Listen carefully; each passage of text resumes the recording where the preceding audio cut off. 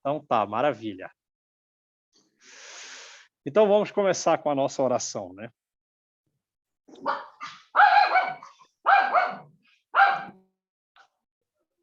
Mestre Jesus e amigos espirituais que, refletindo a beleza e o amor de Jesus, têm em diversos níveis, alguns mais próximos, alguns mais permanentemente em contato conosco, outros de momento a momento, diretamente e indiretamente por intermédio desses próximos, nos influenciando os bons pensamentos e os bons sentimentos, para que nós, os cegos, cumpramos as tarefas espirituais a que nos propomos nos nossos planejamentos, que intercambiam, que se relacionam, porque o progresso de um, dada a liberdade que há entre nós, pode, no entanto, influenciar o progresso de todos. Jesus, aqui reunidos, Senhor, estamos a findar talvez a obra mais magnífica e mais relevante que André Luiz escreveu para nós. O livro Ação e Reação, que nos despertou como nunca a importância da nossa reencarnação, o valor que devemos dar a ela, retirando de nossas mentes pensamentos equivocados quanto à possibilidade de, num momento ou noutro, por uma circunstância ou outra, ou numa vida ou noutra, acreditarmos que possamos chegar a reinos elevados, a colônias espirituais superiores, sem fazer um esforço contínuo, diário, constante, a todo instante, para a nossa melhoria. Esse livro nos alertou a respeito da atenção que devemos ter a todas as oportunidades de progresso que nos chegam através da prática do bem e de buscarmos sempre estarmos vigilantes sobre o que pensamos, sobre o que fazemos em todo instante, para que aí sim atinjamos a meta que nós nos propomos dentro do nosso nível espiritual. Assim, Senhor, envolve-nos a todos com as tuas bênçãos, com a tua luz, para que nesse planejamento coletivo sejamos todos a lançar as sementes, principalmente dentro das nossas mentes e dos nossos corações, para que, unidos, possamos nos encontrar todos felizes no regresso a uma colônia espiritual melhor que já se aproxima. Porque não demanda muito tempo, retornaremos todos à pátria espiritual. Abençoa-nos, Jesus, hoje e sempre, que assim seja, graças a Deus. Vamos lá então, gente. Que pena que esse livro está acabando, né?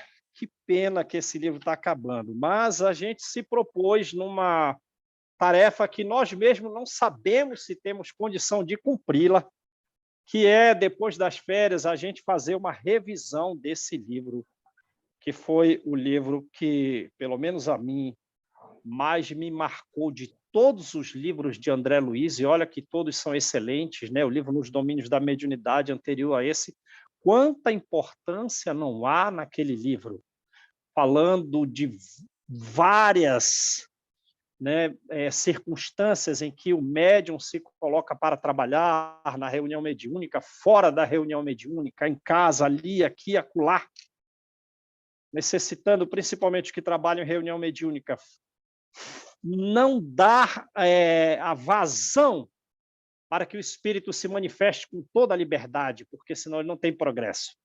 O médium é o primeiro enfermeiro do espírito comunicante e ele necessita frear os impulsos negativos do espírito comunicante. Ele não pode, numa reunião tão nobre, se manifestar com total liberdade. Deve ser freado nas palavras, freado nos gestos, senão o serviço é improdutivo. Mas esse livro aqui, né, que nos faz valorar a reencarnação como nenhum outro livro que talvez eu já tenha lido. E olha que a gente estuda Joana de Ângeles demais, a gente está lendo Emmanuel, a gente está lendo Kardec. Tudo bem que Kardec, como a própria Joana diz, o Kardec ele é a verdadeira bússola que pode nos levar no rumo de libertação de nós mesmos. Sem dúvida, se a Joana diz isso, né, quem somos nós para contrariá-la e não aceitar Kardec como deveríamos? Agora, esse livro de André Luiz, com relação ao valor que nós devemos dar à reencarnação, foi particularmente magnífico, porque nos mostrou que, às vezes, nem em 10 vidas nós conseguimos nos libertar de nós próprios, né? E tomara que, então, a gente esteja na 10ª vida para realmente nos libertarmos de zonas inferiores, dos pensamentos que nos prendem a outros espíritos com os quais nós nos desentendemos, nós caminhamos equivocadamente, porque não é assim, né? Não é assim, não, na próxima eu consigo. Não é. Tomara que essa seja a última das 10, a última das 15, porque a coisa é muito séria. Mas então vamos ao capítulo 20, o resumo do capítulo 20. André Luiz ficou lá na Mansão Paz, uma região bastante inferior, na qual não chega nem a luz solar. Para eles se guiarem naquele local, eles têm que ter um relógio de 24 horas.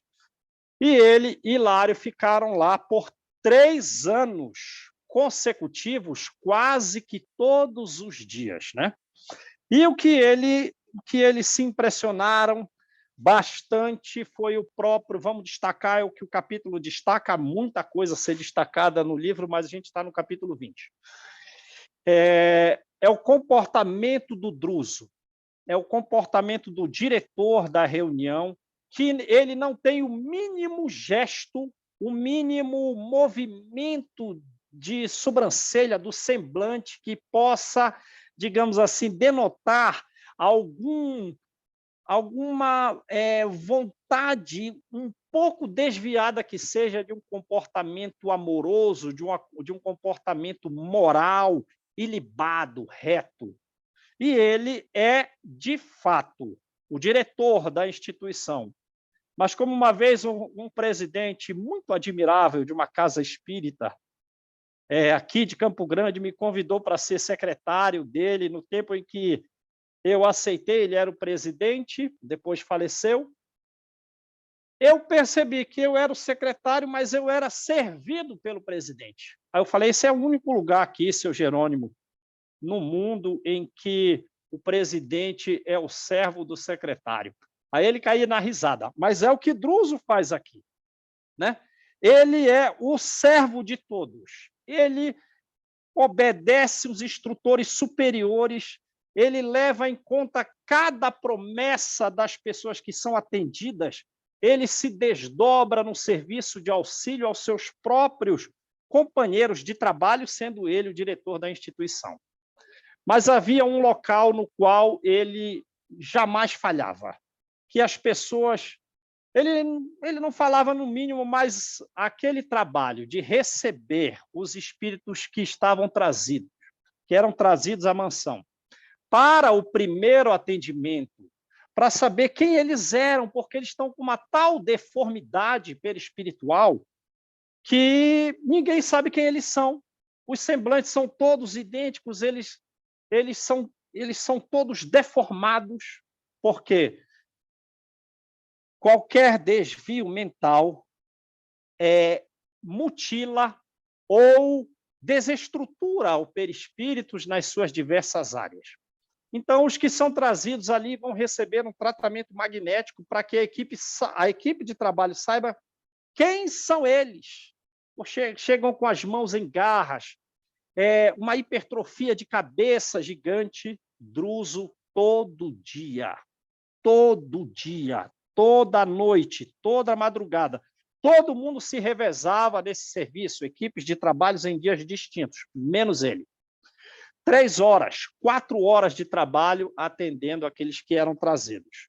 E num determinado dia, quem chegou... Oh, agora vejam uma coisa, vocês já pensaram uma coisa, por exemplo, o que foi que Druso fez em vida? Ele assassinou a sua segunda esposa, né, por traição. Aonde vai parar? Vai parar num lugar horrendo, num lugar horrendo. Mas vejam qual é o benefício que se ganha com o trabalho. Porque André Luiz, ele, por exemplo, ele foi para a colônia Nosso Lar e ele nos escreve por intermédio de Chico Xavier, uma série de 13 livros, mas ele não matou a esposa dele. Tudo bem, ele caminhou desregrado com relação ao comportamento sexual, sem uma conduta religiosa adequada, né? Pegou sífilis, bebia, tal, ficou 7 anos no umbral, depois foi para a colônia Nosso Lar. E Druso? Druso era um homem muito rico que assassinou a segunda esposa por, digamos assim, a armação de todo o esquema que levou a segunda esposa a traí-lo foi do filho dele. E aí ele vai para um lugar horrendo. Mas vejam que permite o trabalho mesmo nos locais piores. Quer dizer, a gente vai trabalhar num lugar melhor? É esse o local de trabalho? Eu quero ir para Saturno, quero ir para Júpiter. Qual é o trabalho que eu vou ter em Júpiter? Qual é o trabalho que eu vou ter em Saturno? Num local desse, eu vou dar trabalho para as pessoas que já moram lá. Ora, se nós quisermos trabalhar, se nós quisermos progredir, nós temos que ir para um local no qual haja necessidade do nosso serviço. Porque, vejam, o Druso assassinou, foi para um lugar ruim, mas pelo trabalho ele se tornou mais evoluído que André Luiz. Ele tem os seus débitos, ele necessita receber aquela que foi a sua segunda esposa, agora numa outra vida, como filha, né? O próprio filho retorna como filho, ele foi digamos assim, a mola mestra do equívoco familiar inteiro, mas agora ele vai ter que renascer como irmão da sua madrasta. E a esposa, sempre as mulheres mais evoluídas, aceita vir de novo com Druso, vai ser mãe daquela que foi a segunda esposa dele. Mas vejam, num local desse, Druso progrediu mais que André Luiz, porque é ele quem está dando instrução para André Luiz. Percebe a coisa? Então não adianta a gente, vamos para uma... Eu quero... Tudo bem que a gente possa ter uma colônia superior como morada, mas lá não pode ser o nosso local de trabalho. Não faz sentido. Não faz sentido. E se a gente quiser progredir, tem que botar a mão na massa. E onde a gente vai botar a mão na massa? A gente tem que ir para a região inferior trabalhar. Não tem outro jeito. Aí tá, Druso atendendo todo dia, 4 horas numa atividade dessa. Num determinado momento, uma noite inesquecível, quem chega deformada, corpo seviciado, cadaverizada, quem é ela? Ninguém sabe. É uma mulher, mas é um zumbi, mãos em garras. Fala o quê? Não fala nada. Não fala nada. Depois de ter passado pelo serviço de enfermagem, exala um cheiro pútrido, que nós, digamos assim, numa posição de pouco amor, de pouca compaixão, de preocupação conosco, a gente não ia ficar no local. De observar o sofrimento do outro, mas está querendo, digamos assim, algo melhor para si mesmo. Não estou querendo ficar aqui, não. Não ia atender, não ia atender, ia ficar mais preocupado consigo, porque a situação era grave, a situação da pessoa era horripilante, e o único sentimento que podia despertar nos nossos corações seria uma imensa compaixão para que pudéssemos trabalhar e ajudar. Aí o que ele faz? É aquele serviço que ele faz todo dia. Ele começa com uma oração, vai dando um passe para permitir que aquele espírito diga quem ele é, porque ninguém sabe quem ele é.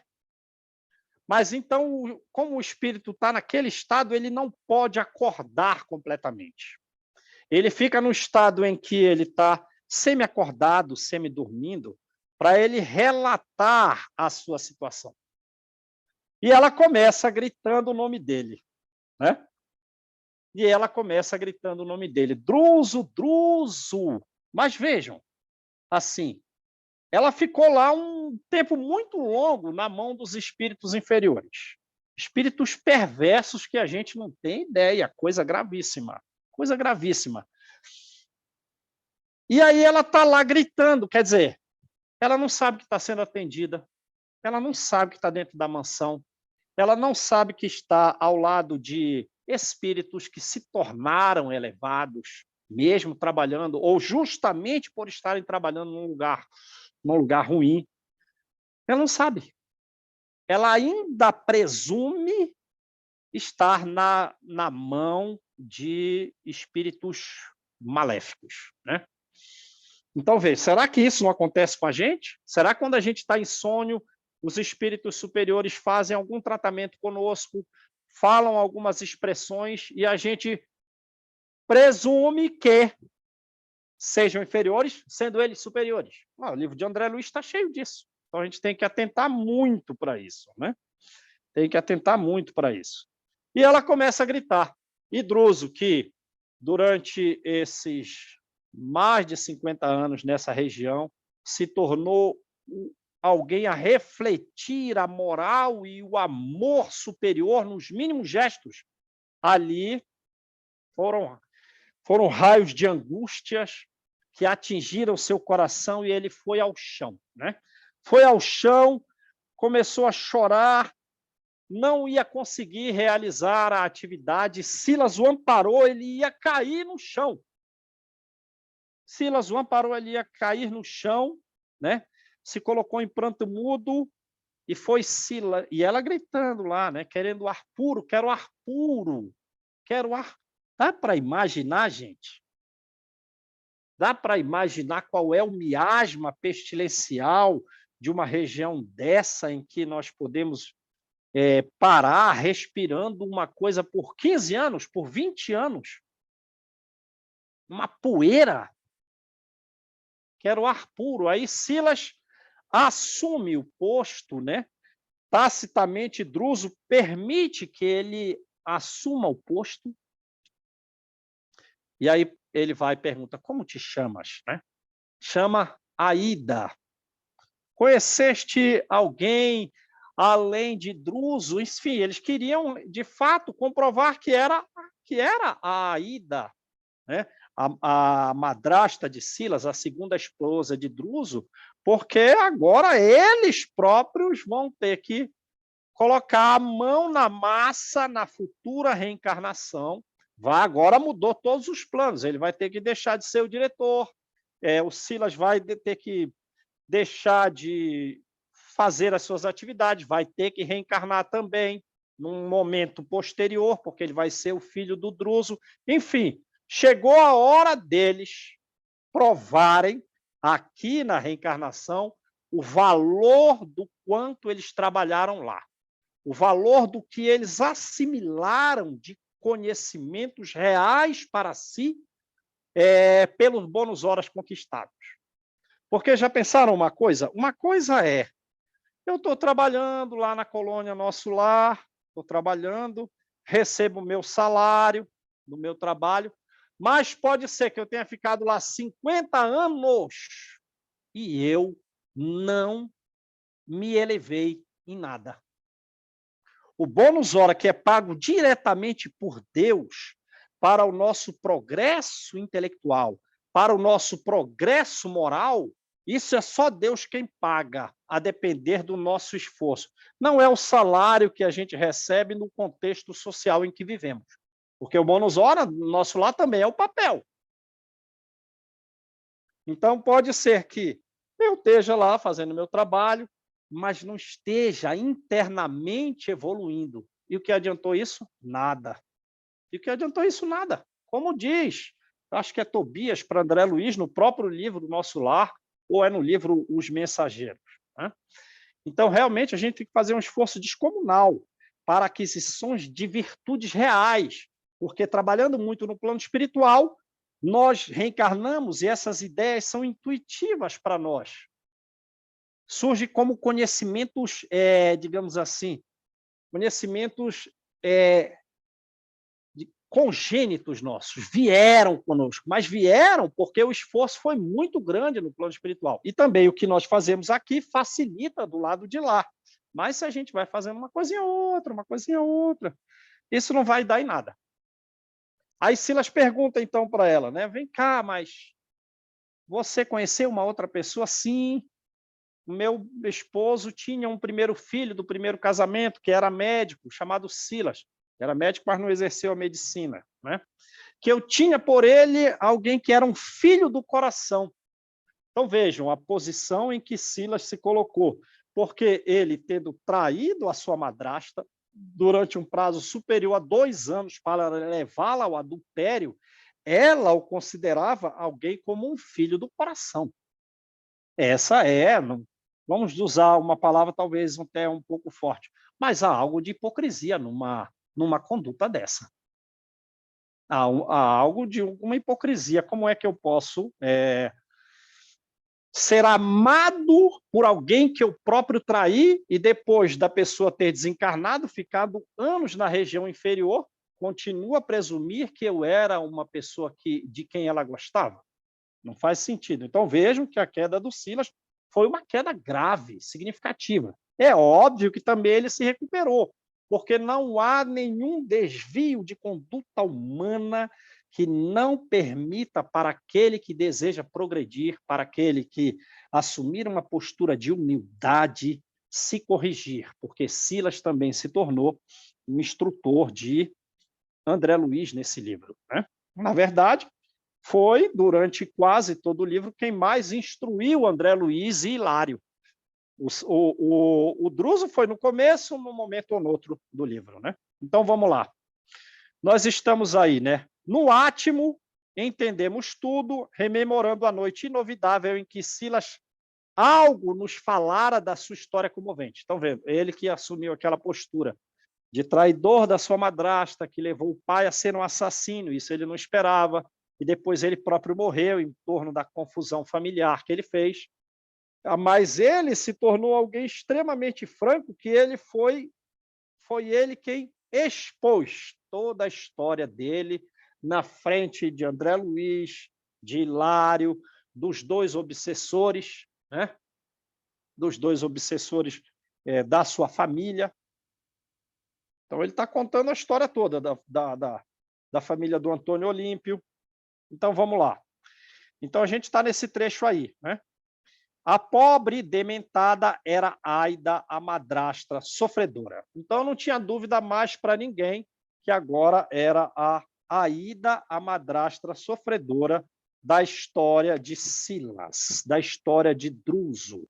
E eles só vão conseguir paz espiritual se eles derem a Aida a paz espiritual. Porque é assim que a coisa funciona, né? A gente só vai adquirir paz espiritual depois que a gente ofertar a paz espiritual para aqueles que nós prejudicamos. É uma história, é um ensino comum de todas as nossas vidas. Então, vamos lá. Agora a gente está lendo o livro aí. Todo mundo tá vendo onde está? Sim? Então, vamos lá. Somente agora percebíamos que o instrutor e o assistente haviam sido, entre os homens, pai e filho. Daí a discreta intimidade com que se associavam automaticamente em todos os serviços. De certo, mas a gente desconfiou, né? A gente desconfiou lá atrás. Estou achando que o Druso é que é o pai de Silas, não foi? A gente não desconfiou, foi.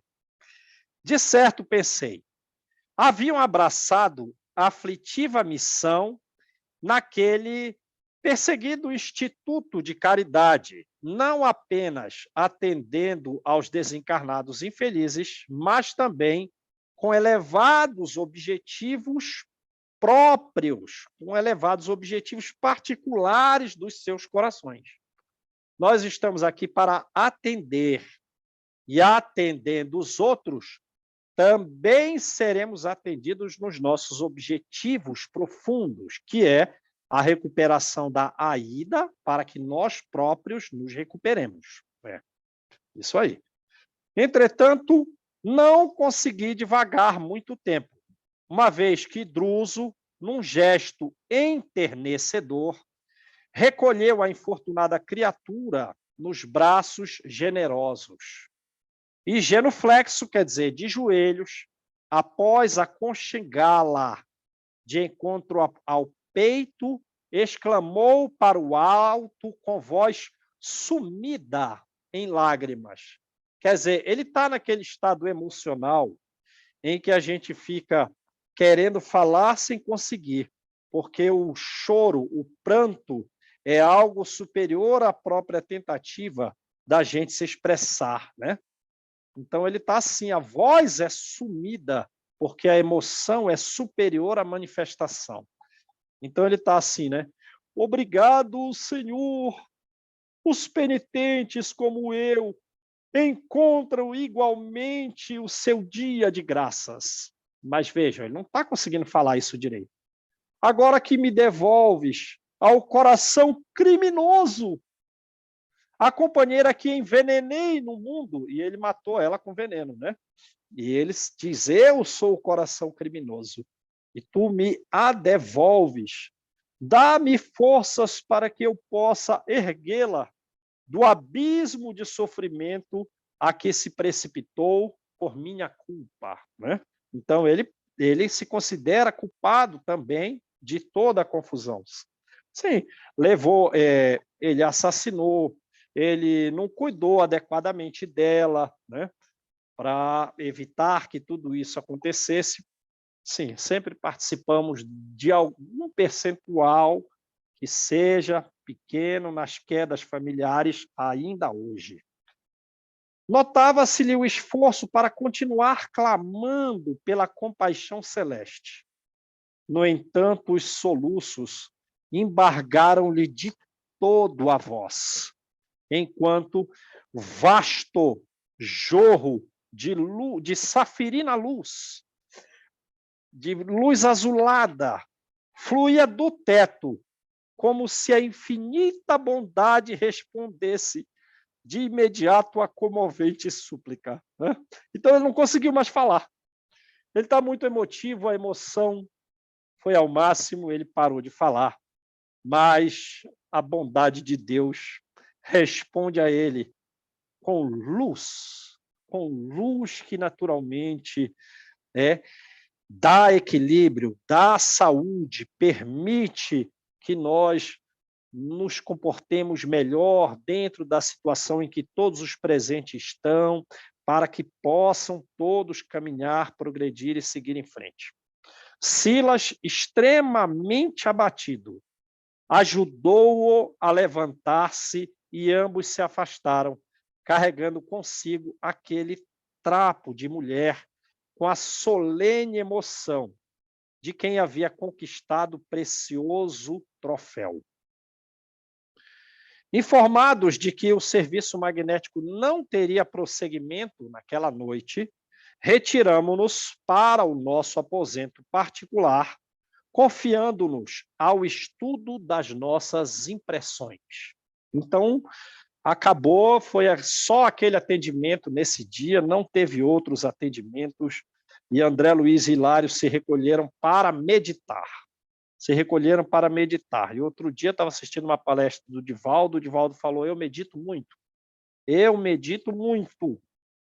a gente pega um livro da Joana de Anjos e ela diz sempre nos livros dela, no prefácio, os escritos desse livro, eles foram frutos de meditações muito prolongadas. Meditações muito acuradas, meditações e também de formações de espíritos que estão vinculados a Jesus para dirigir o homem e o mundo. Então, a gente vê que mesmo o que a Joana nos traz não é dela. Foram informações que ela recebeu de espíritos superiores a ela, espíritos com a função de fazer a Terra progredir, e ela meditou muito para escrever aquele livro. Não foi assim, isso aqui eu estou sabendo, vou escrever esse livro aqui para esse pessoal aqui em 1 milissegundo, coisa fácil para mim, isso aqui foi fácil para mim. Não.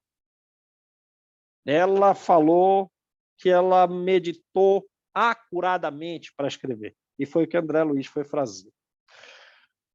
No dia seguinte, entretanto, Silas veio ao nosso encontro.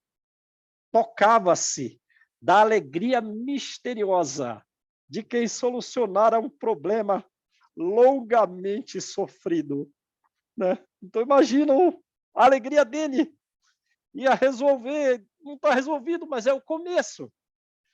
Ele vai reencarnar para aliviar o seu próprio coração do que ele fez com a sua família. Né? Está esperançoso, eu quero renascer para eu fazer o contrário. Né? E lembrando-nos, o estudo da lei de causa e efeito explicou-se rápido. Druso e ele tinham sido pai e filho na existência última. E tendo ambos recebido a necessária permissão para trabalhar em busca de Aida, cuja perda haviam provocado, devotavam-se ao serviço da mansão, sob o beneplácito de amigos do plano superior. Né? Lembram que lá na mansão os ministros vêm, como o ministro Sânzio, 2 vezes por semana. Eles têm reunião mediúnica e espíritos eminentemente elevados vêm conversar ali na mansão. São eles que decidem, né? Pode entrar na mansão, eles pedem. Eu quero colocar o meu parente para dentro aqui da mansão, se você tiver mérito de pedir conforme o tanto que você trabalhou. Sim, tem autorização. Ou ele também decide que não está sendo produtivo, a pessoa tem que sair da mansão, ficar fora. Enfim. Espíritos muito elevados. Onde eles trabalham? Região inferior. Não, eu sou de Júpiter. Sou do Sol. Onde trabalha? No abismo. Ao preço de tremendas lutas na própria recuperação, tremendas lutas, quanta coisa escondida, quanto tempo, quanta dor, porque a história deles é a história de todos que chegaram na mansão. Né? Todos que chegaram muito mal na mansão é como eles também chegaram. É a história da Laudemira, é a história do Sabino, é a história do Antônio Olímpio, é a história da Aida. Eles chegaram como Aida. Foram atendidos onde a Aida está sendo agora atendida. Né?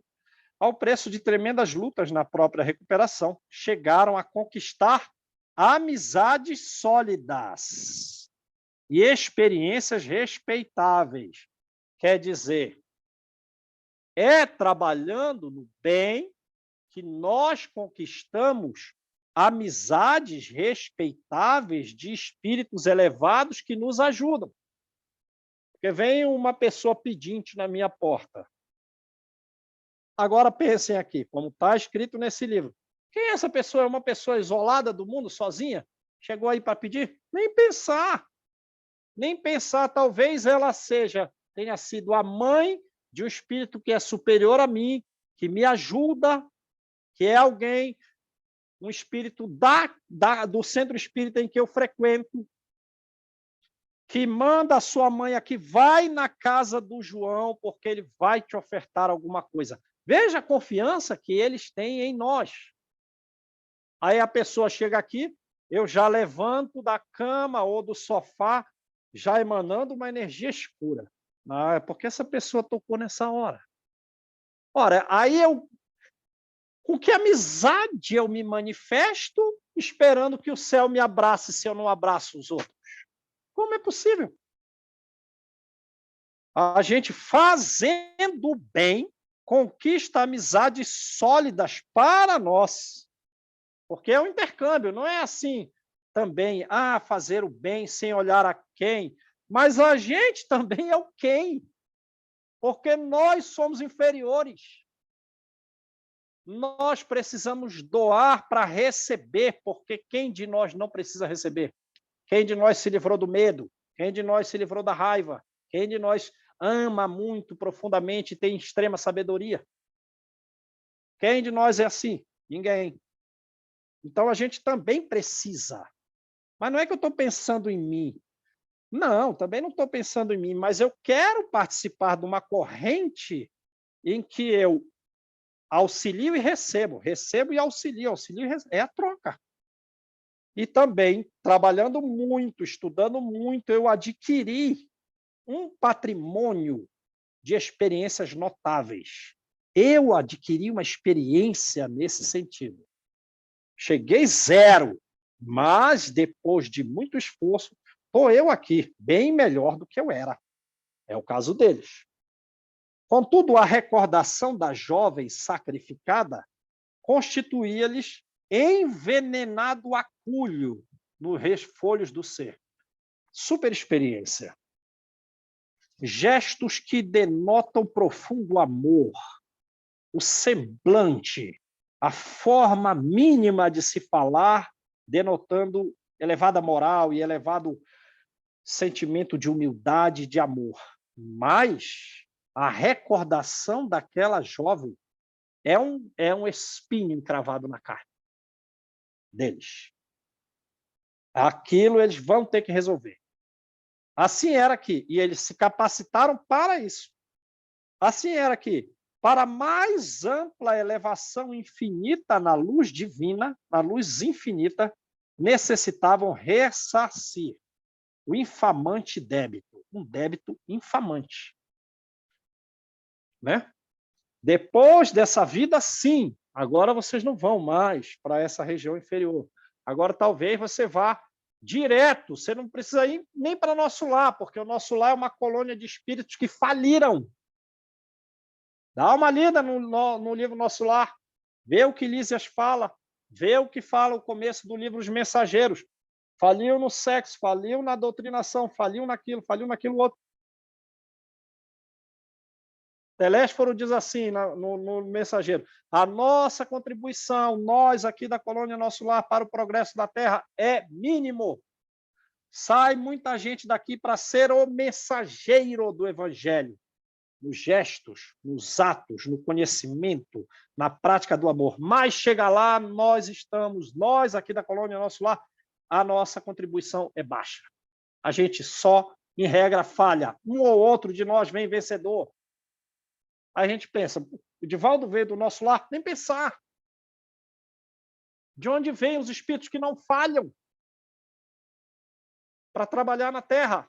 São de colônias superiores, são de outros mundos. Como é amiga de Kardec, né? A viúva Foulon, de onde que ela vem? Né? Fazendo pouca coisa, para onde vai retornar? Tá vendo aquela estrela? Ela faleceu, aparece os espíritos para ela e diz assim: tá vendo aquela estrela lá? É para lá que a gente vai. Quer dizer, ela não precisava mais renascer na Terra. Então, aí sim. Aí Druso está num lugar inferior. Mas se ele ressarciu esse débito infamante, depois ele pode ir para uma colônia muito alta. É como Paulo sai de um abismo e é recebido por Jesus. Quer dizer, para onde Paulo vai? Vai para o nosso lar? Não vai. Vai para muito alto, porque ele conseguiu traçar um caminho de progresso na escada de Jacó bastante significativo. Mas qual é o esforço de Paulo? Qual é o esforço de Paulo? Paulo subiu a montanha para ir pregar na Turquia. Paulo estava com frio, se vestiu com o quê? Se vestiu com um musgo de planta. Qual é o esforço dele? Qual é o esforço de Maria de Magdala? Que tem que sair. Qual é o esforço que nós devemos fazer para sair dos desejos sexuais juvenis e vencer as tentações do sensualismo? E acentuava esperançoso com ignota ventura a luzir-lhe no olhar, o Silas, né? Ele tinha uma alegria no olhar que era transcendente. Dentro de 3 dias, meu pai deixará o cargo de orientador da instituição, alçando-se, por fim, à companhia da minha mãe, a primeira esposa, para regressarem brevemente à reencarnação que os espera, sob a guarda de alguns amigos nossos. Quer dizer, ele vai reencarnar o Druso, é o diretor da instituição, mas ele vai receber auxílio de todo mundo da mansão quando ele renascer. Porque ele não vai renascer e não vai saber quem ele era, quem não vai saber nada. Aí quem vai intuir na cabeça dele? Faz isso, faz aquilo, faz isso, faz aquilo. Os amigos. Os amigos. Aqueles que ele atendeu. E que atendendo a esses são corações devotados. Druso não pode falhar, ele é meu amigo. Entendem como a coisa funciona? Não, Druso não vai falhar, porque eu o amo muito. É assim que funciona. Como diz os amigos de Kardec que faleceram, né? Eram da Sociedade Espírita para Isinei. Meu mestre, eu vos amo e eu quero provar. E eu quero provar que eu te amo. Mas existem espíritos tão superiores aqui do teu lado que eu tenho que me recolher um pouco. Mas eu não vou deixar de provar o amor que eu possuo por ti. O espírito morreu e disse assim: puxa, eu queria ter morrido um dia antes, Kardec, porque aí tu não ia ter ficado doente. Eu sou médico e eu estou recebendo auxílio direto do Espírito de verdade para te servir. Eu queria ter morrido antes, porque tu não ia passar por esse processo de doença. Pelo amor de Deus, isso é que é nobreza. Meu pai partirá primeiramente. Pouco depois, minha abnegada genitora o seguirá para a internação na carne.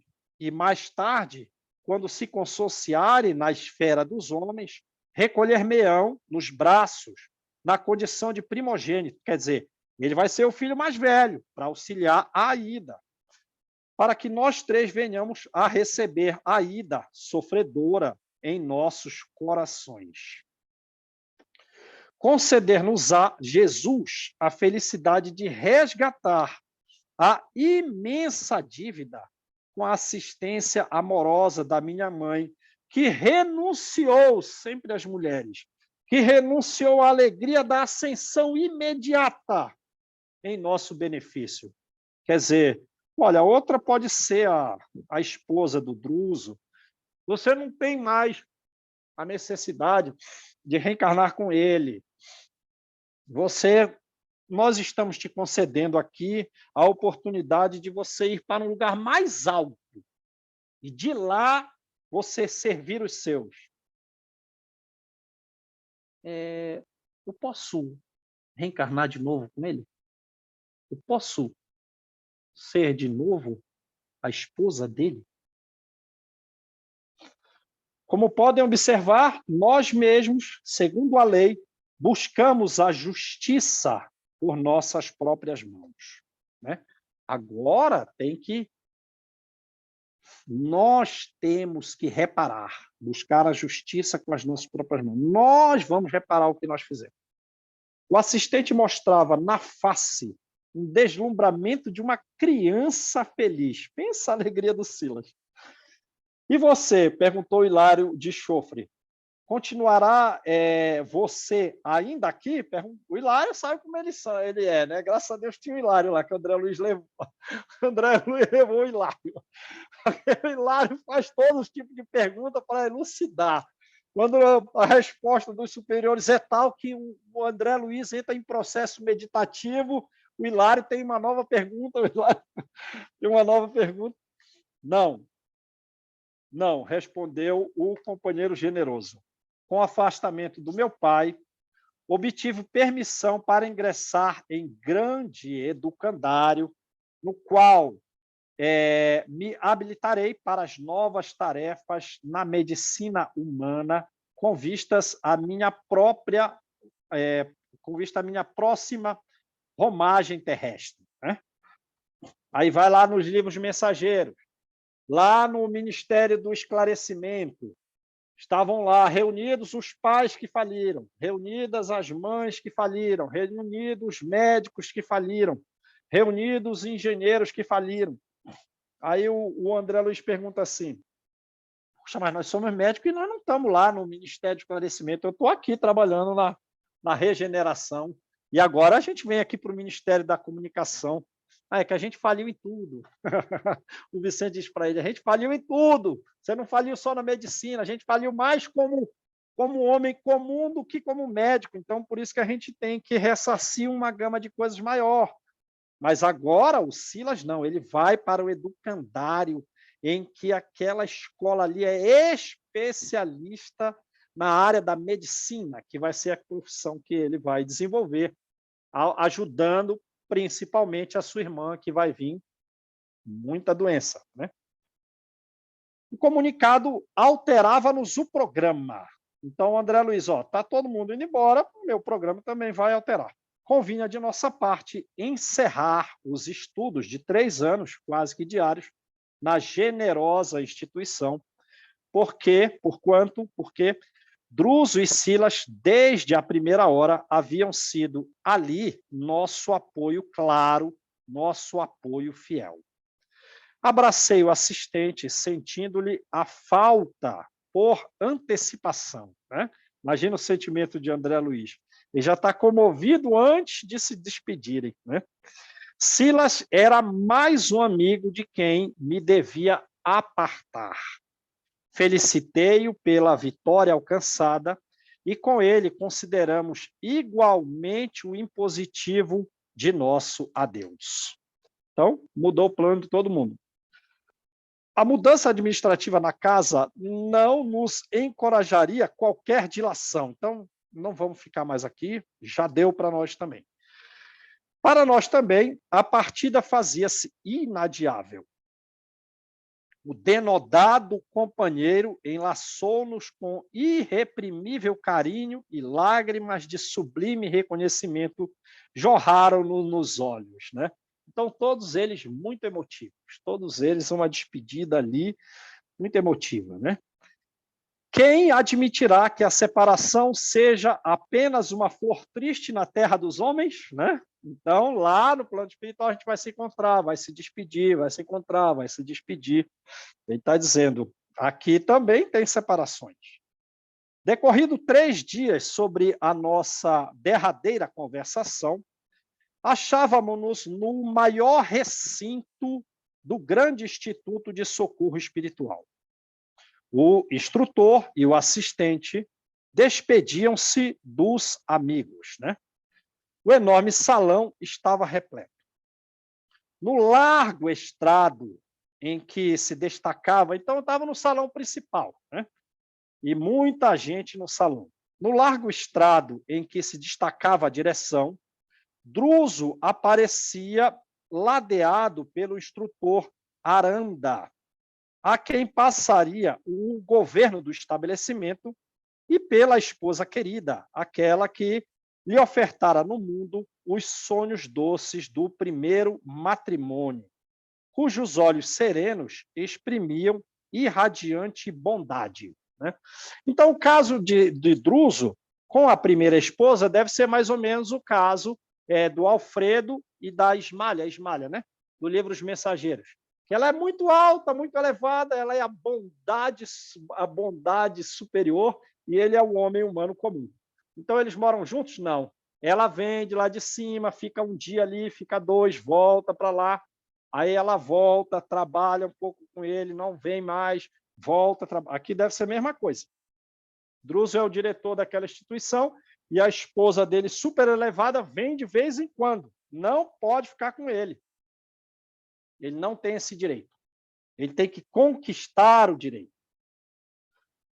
Outros benfeitores, incluindo o nosso caro Silas, ali também se encontravam os outros benfeitores, atenciosos e todos emocionados. Na multidão dos ouvintes, estávamos nós, renteando com os assessores e funcionários do grande hospital escola, ao pé de mais de 300 internados. Então, André Luiz falou, eu vou ficar aqui, junto com os assessores, junto com os funcionários. Hilário fica quietinho agora aí, não faz pergunta nenhuma, né? Agora é despedida. e lá 300 internados ali. Todos os enfermos, abrigados e servidores, vinham trazer a Druso preciosos testemunhos de reconhecimento. É isso que vale na vida, gente. É isso que vale na vida. Nós sermos gratos uns aos outros. As manifestações comovedoras multiplicavam-se incessantes, enquanto música leve nascia de instrumentos ocultos, espalhando-se em surdina. Todos os doentes, em fila movimentada, todos os doentes queriam dizer uma palavra, todos eles, ao abnegado instrutor que os acolhera generoso. Velhinhos trêmulos abençoavam-lhe o nome. Irmãs, cujo aspecto falava de laboriosa renovação, ofertavam-lhe as flores torturadas e tristes que o clima inquietante da mansão era capaz de produzir. Entidades diversas, recuperadas ao hálito do seu incansável devotamento, endereçavam-lhe expressões respeitosas, expressões amigas, enquanto jovens inúmeros, muito jovens, lhe osculavam as mãos, beijavam-lhe as mãos, né?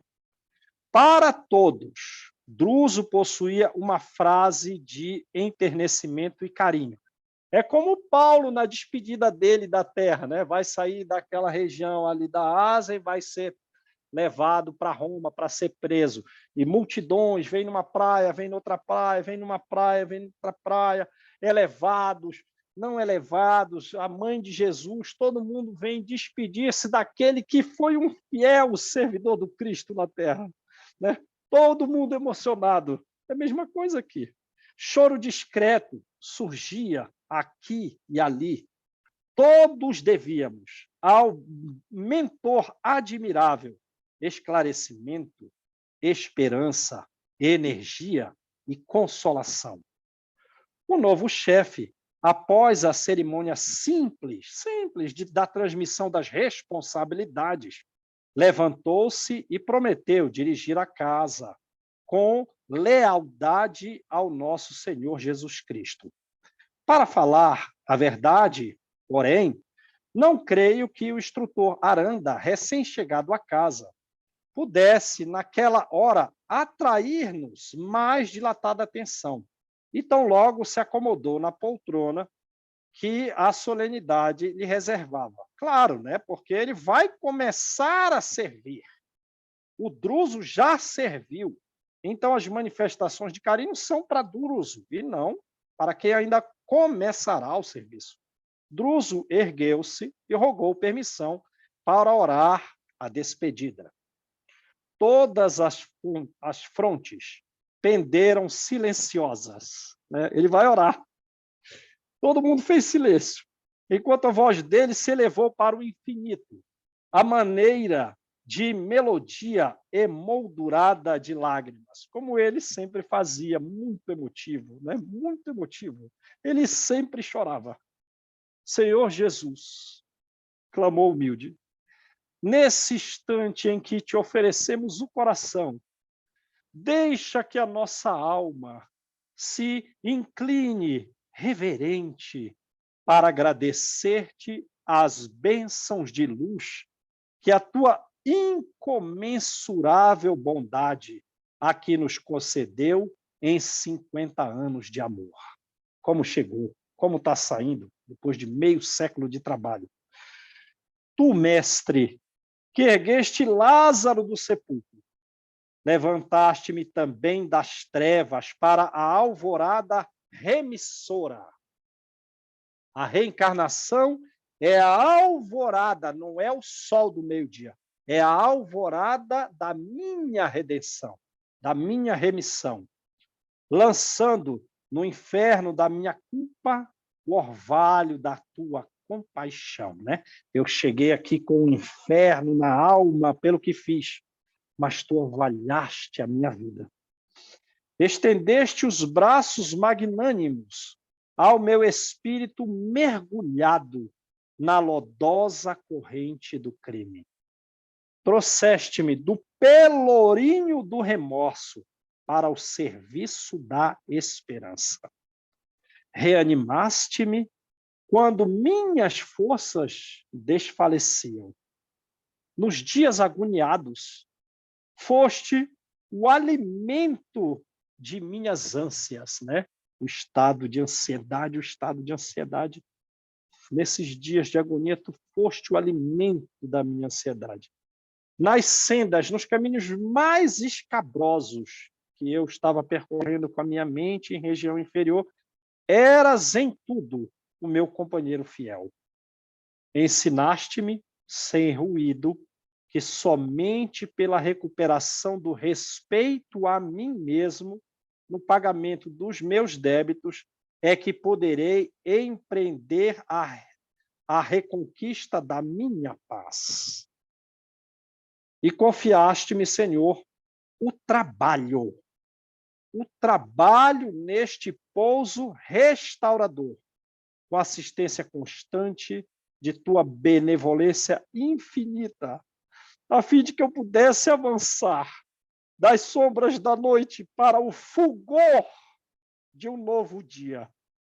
Agradeço-te, pois, os instrutores que me deste, a cuja devoção afetuosa tão pesado tenho sido. Os companheiros generosos que tantas vezes me suportaram as exigências, e os irmãos enfermos que tantos ensinamentos preciosos me trouxeram ao coração. Agradeceu a todo mundo, né? Agradeceu a todo mundo. E agora, Senhor, que a esfera dos homens me descerrará de novo as portas, acompanha-me. Agora ele está pedindo, né? Acompanha-me por acréscimo da tua misericórdia, com a graça da tua bênção. Agradeceu pelo passado de recuperação e pede pelo futuro de trabalho. Não permitas que o reconforto do mundo me faça esquecer-te e constrange-me ao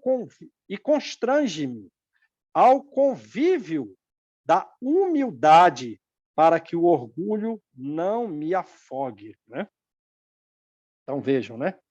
Ele está pedindo dificuldade, ele não está pedindo, não quer que o reconforto do mundo diminua o ritmo de progresso, de fazer os outros progredir para que ele também progrida.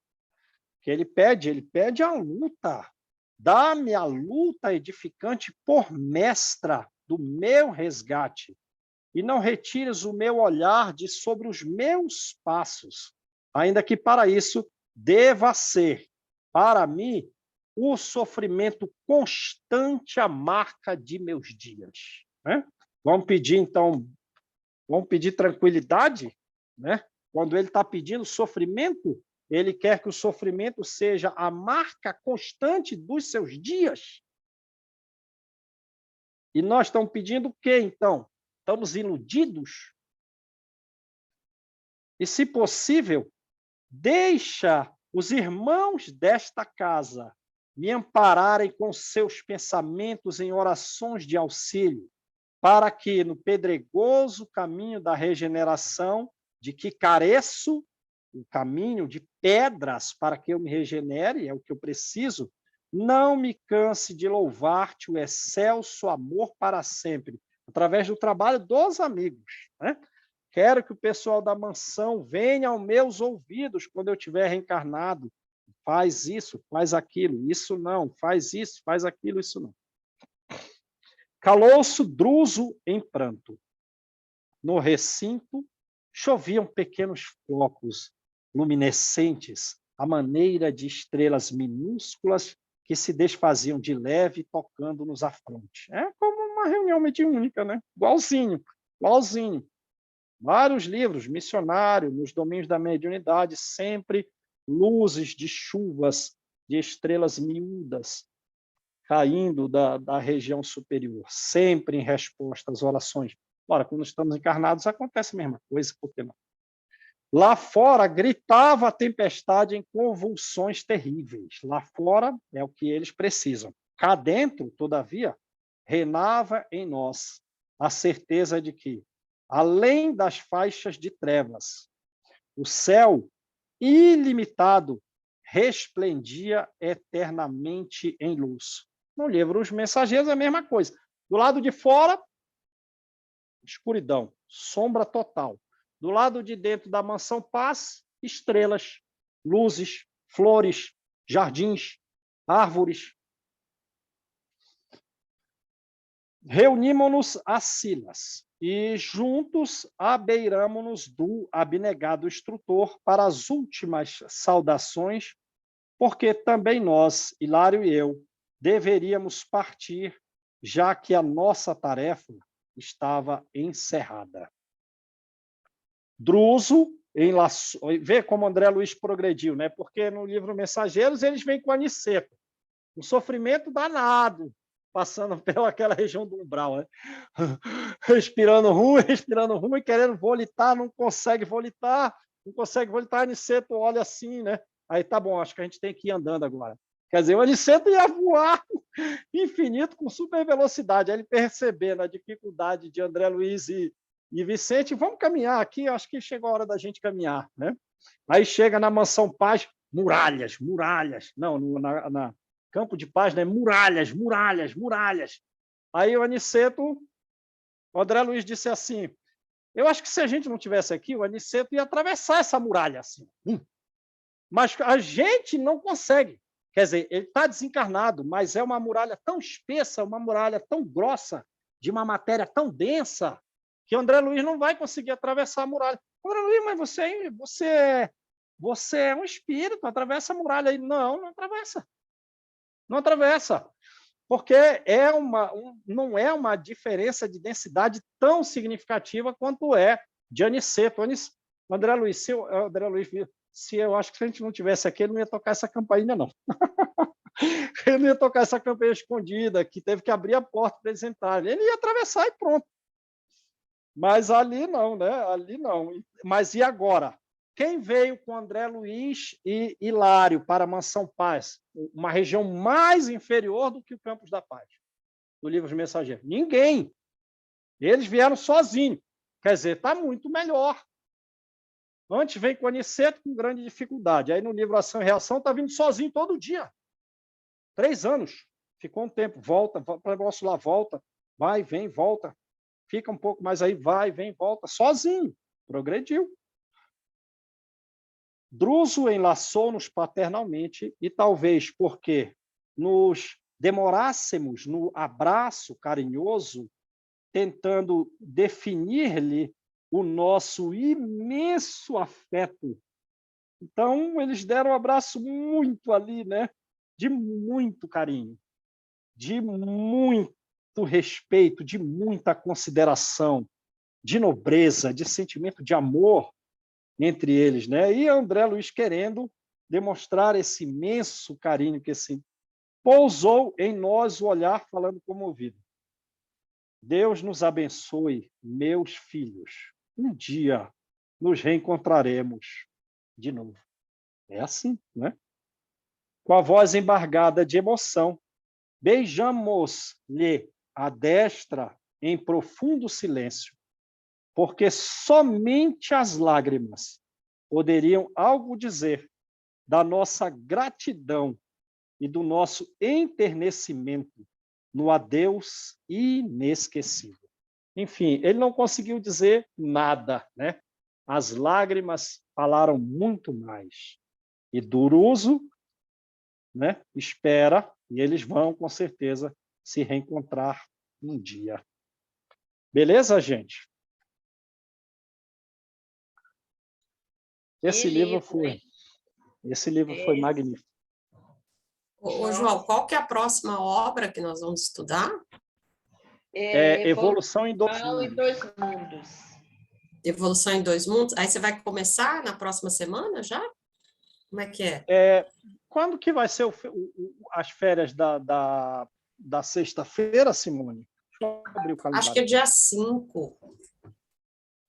hoje é dia 15, a gente vai começar as férias no dia 5/7?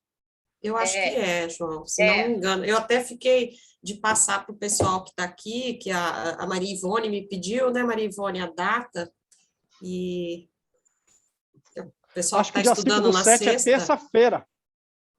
Peraí, deixa eu Não é dia 8, confirmar então? Então é no Vê aí. grupo. 6. Vê aí. 6 é o quê? Sexta-feira? Dia 8, acho que é 8. sexta, né? 8 8, do né? 7, não é? É. Tá. Então é isso, eu acho que eu coloquei naquele cronograma, João, até o dia 8. Deixa eu confirmar aqui, aquele cronograma que eu Tá, coloquei no nosso grupo. tá, vê aí. Que a gente define Mas você está pretendendo começar o livro agora já? Retomar, iniciar outra obra? Vamos iniciar, né? Para a gente casar as férias junto com o estudo de sexta, sempre ficar Quarta e sexta adequadamente junto, casado. né? Quarta e sexta juntos. Tô falando, tô procurando o grupo aqui, não tô achando, peraí. Mas eu Tá, já acho. Daqui a sem pouco eu problema. falo. Mas eu acho que é isso Tranquilo. mesmo. Ele não dá conta mais de fazer mais de uma coisa. Deixa eu ver aqui. Também vou tentar achar aqui. Está naquele Não, é cronograma, né? 8 a 15, João. De 8 a 15? 8 a gente entra em recesso. Certo. Não, E aí peraí. 8 a 15 volta 22. A gente entra dia 8 e volta 22. Dia 8 Entendi. já não tem aula, entendeu? A gente vai ter Entendi. aula até dia 1º de julho. Ah, sim. Uai, então a nossa proposta, não sei o que você acha e os demais companheiros, seria a gente ir até o 29, né? Que é quarta-feira. Tá. A gente pode ter a última aula no dia 29, e aí na sexta retorna 22, é isso? Sexta é 22, então a quarta é 20, A né? gente pode retornar 20, né? Então a gente... o último dia de aula é o dia 6/7, e a gente retorna 20/7, né? Alguém escreveu alguma coisa aí que eu não pude acompanhar. Eu acho que foi a Zara que colocou aqui. Olá, amigos, amei o estudo, gratidão, entrei no grupo através de um link que foi divulgado do grupo do Centro Espírita André Luiz. É a Zara dizendo que vem entrando hoje pela primeira vez. E tem 2 amigos aqui, um é Marivone, que já é minha amiga do estudo de terça, né, Marivone? Muito bem-vinda no de quarta aqui também. A gente está junto na terça, a gente está junto na quarta, a gente está junto na sexta. Beleza, e o Joaquim Mari. também. Joaquim que começou, né? O Joaquim foi na sexta-feira passada, que ele está com a gente. Segundo a Malu, acho que ele é de São Paulo, né, Malu? Ele falou para mim que é de São Paulo. Então, tudo bem, Joaquim? Tudo jóia? Sejam bem-vindos. Vocês conseguem aparecer aí, Zara, Joaquim? Marivone, fala aí, Marivone. Já estou vendo, falem aí.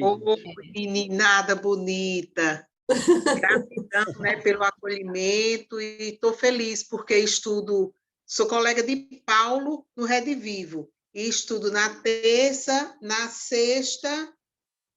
Na terça, quarta, que é esse, né, Marivone?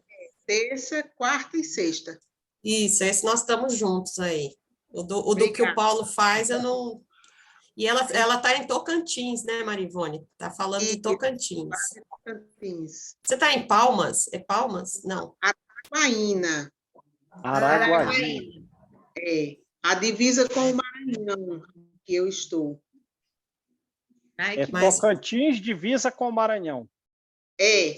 A próxima cidade, aqui indo para o Nordeste, é Filadélfia.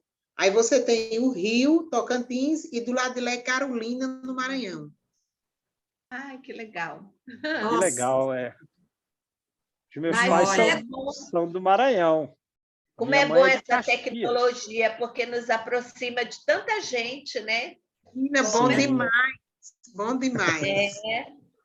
Nos aproxima, assim, não só de nos vermos, nos falarmos, mas também da gente poder se elevar espiritualmente, estudando um pouquinho, né? De Pelo cada coração, exatamente. Do coração, emocional. Nossa, muito bom mesmo. A Zara falou que está com problema na câmera dela, que ela não está pelo computador, que na próxima ela vai entrar pelo computador. Ai, que bom, nossa, tanta gente. Muito E o Joaquim está em São Paulo. O Joaquim é de São Paulo. São Paulo capital, o Joaquim está podendo falar, será? Não Meu sei. filho está morando aí. Meu filho está morando aí em São Paulo, estudando medicina aí na capital. Ele Legal, não li, gente. Nem o coisa dele ali, mas foi muito bom, nossa. Mas esse livro, João, vou te contar, viu? Agora, essa evolução em 2 mundos também não é para gente pequena, não, hein? Vocês vão ter João? que me ajudar aí na parte não, de... é para o João mesmo. Não é Marivone? Marivone faz palestra também, né, Marivone? Você faz pela FEB, Marivone? Hã? Você faz palestra pela FEB também? Não, eu sou só estudante do Rede Vivo. Faço palestra só aqui nos centros aqui do Tocantins, na região mesmo. Na Bahia, Araripina, Pernambuco. A gente tem uns grupos de estudo muito bons também. Que legal. Maravilha. Bom saber, dá para divulgar também, Marivone, os nossos estudos, né, João? Também vai divulgando por aí, né? Quem quiser entrar, será muito bem-vindo. Combinado, queridas. Queridos. Entrelaçar as mãos, né? Vamos aumentar a família espiritual aqui. Com certeza. Na parte de biologia aí, Simone, você me ajuda, né? Porque eu não sou da área de biologia. Então, se você puder fazer algumas interferências e os demais daí da área de biologia, já que a gente vai estudar o livro de Evolução em 2 Mundos, estou presumindo que eu vou precisar de muito apoio aí nesse conteúdo aí, hein, gente? Beleza? Me ajudem. Pode deixar, João, que a gente vamos ter que estudar. A gente vai ajudando. Temos que estudar, né? Porque não é assim, né? Não é tão simples assim. Não sou da área, mas a gente corre atrás, né? Eu estou quase indo fazer um curso de biologia aí com a professora dos meninos. Pois é, agora você está com 2 filhos fazendo medicina, né, João? 2 filhos fazendo medicina, um lá em São Paulo e um aqui. Eles vão te ajudar também, né? Porque... Você acha que filho tem tempo de... Você acha que filho tem tempo? O duro é a disponibilidade. Mas eu vou perguntar, né? Vou envolver todo mundo aí que possa me dar uma ajuda nessa área aí. Pois então eu vou fazendo logo minhas colinhas. Eu vou pegar o livro e vou começar a estudar, o recesso todo para não ficar na recuperação, João.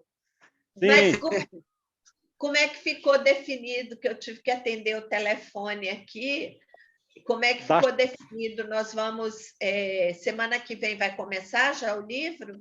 Vamos começar, né? A gente não pode parar. Aí a nossa aula vai até o dia 6, né? A última aula é 6/7, e aí a gente vai retornar no dia 20. Não é isso, Simone? 7, né? Ah, não. É isso, Simone? Sim. 20. Dia 20 de julho a gente retorna. Aí depois a gente põe lá no grupo também, né? Para ficar... Para dar bem essas datas aí, para ficar mais fácil, né? Sim. Então, a gente vai ter ainda mais 3 aulas, né? 22, 29 e 6. Isso. Tá. E a ideia nossa não, seria, era... João, seria até o não, dia... 22 e 29. 29, porque dia 1º a gente vai parar na sexta-feira, dia 8 e 15 não vai ter, entendeu? Tá. Sim. Então, o último dia é 29. Isso. 29/6. Tá. 29/6. Então, a gente tem mais uma aula, né? Então, a gente vai começar só... Mais duas. Mais 2, né? É. Temos 22 mais e 2 29. aulas. E a Isso. ideia é a gente fazer, depois das férias, a proposta, né? Não sei se a gente vai conseguir, de fazer o próprio resumo desse livro que a gente já estudou. Talvez em uma aula, talvez em 2, né? Sem pressa, porque o objetivo é que o conteúdo fique conosco, né? O conteúdo dessas obras tem que florescer nos nossos corações. Não temos que ter pressa de estudá-los, até o contrário, uma pressa de leitura acaba não colhendo nada, né? É semear na rocha, não adianta nada. Tem que fixar o estudo. Fixar o estudo, a gente tem que cultivar aquilo ali, né? Regar aquela planta, alimentá-la para aquele conhecimento ser de fato nosso. Então, a proposta é, quando a gente retornar, a gente pode parar o livro Evolução em 2 Mundos, faz talvez em 1 ou 2 aulas, um resumo, um reviver do livro Ação e Reação, e a gente continua o livro Evolução em 2 Mundos. Ok. Tô propondo para mim um suor que nem eu sei se eu consigo, hein, gente? Essa que é a verdade. Vou interromper a gravação. Tá, pode interromper. Então, vamos lá.